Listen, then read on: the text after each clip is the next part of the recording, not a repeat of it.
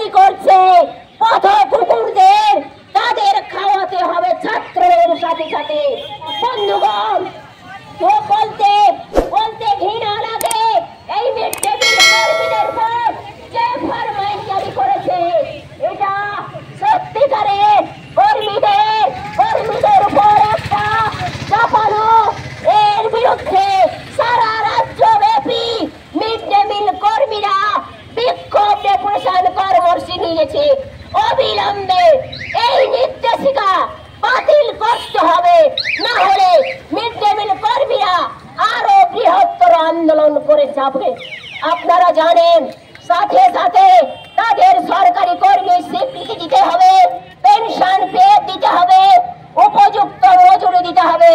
এই দাবিতে আমরা এসডিওর নিকট আজকে আমরা ডেপুটেশনের কর্মসূচি নিয়েছি।